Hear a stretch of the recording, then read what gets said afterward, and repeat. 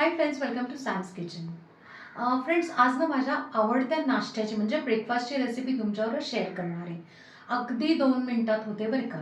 तर रेसिपीचं नाव आहे फोडणीचा ताकभात.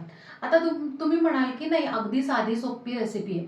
हो, अगदी सोपी रेसिपी आहे आणि त्याच्या मागे ना भरपूर बेनिफिट्स आहेत.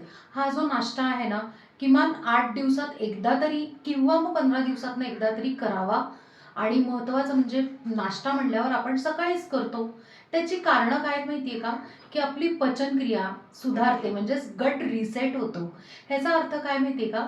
बऱ्याच वेळा काय होतं की थोडंसं ना बाहेरचं खाणं होतं, थोडे स्नॅक्स खाणे होतात की जेणेकरून आहे ना आपलं पोट जे आहे ते पोट फुगतं. त्यानंतर ॲसिडिटी होते, डायजेशनचे इश्यू होतात. त्यामुळे आहे ना काय होतं की आहे ना या सगळ्यावर फक्त हा अगदी साधा सोप्पा उपाय. सो नक्की ही रेसिपी करून बघा. आणि जाता जाता एक सिक्रेट पण सांगते बरं का, या रेसिपीमुळे वेट लॉस सुद्धा होतं. 3, 2, 1. फोडणीचा ताकभात यासाठी आपण आहे ना भात शिजवून घेतलाय. आमटीची जी वाटी आहे तेवढ्या अर्धी वाटी तांदूळ घेऊन त्याचा भात शिजवून आपण गार करून घेतलाय. ज्यामध्ये आपल्याला रेसिपी करायची ना ते भांडं घेतलेलं आहे आणि त्याच्यातच आपण आहे ना आता भात असा मोकळा करून घेऊयात. भात मोकळा करून झाला की त्यात ना चवीप्रमाणे मीठ. इकडे ना आपण आहे ना 1 चमचा आहे ना आलं किसलेलं घेतलेलं आहे.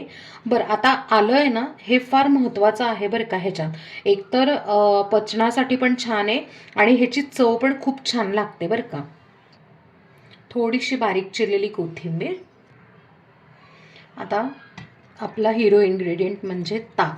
जवळजवळ 1.5 ते 2 ग्लास ताक आहे ना तुम्ही घाला. म्हणजे कितपत पातळ पाहिजे हे मी तुम्हाला दाखवते. हे बघा, असं इतपत पातळ हवं आहे. फारही घट्ट करायचं नाही, म्हणजे काय होतं की आत्ता छान आहे ना उन्हाळा चालू आहे ना, असं कोरडं कोरडं लागत नाही.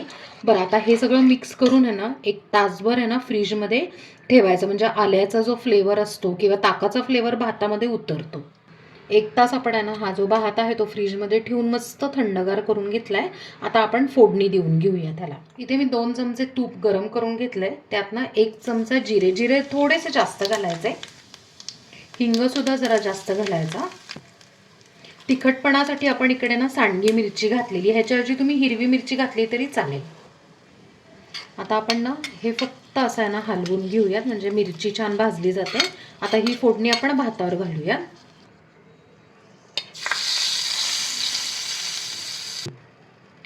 आपण फोडणी देऊन घेतलेली आहे. ज्यावेळेला तुम्ही यांना खाल ना त्यावेळेला ही मिरची फक्त हाताने छान चुरून घ्या, म्हणजे ह्याचे जे पार्टिकल्स आहेत किंवा ह्याचा जो तिखटपणा आहे तो छानपैकी भातामध्ये उतरेल.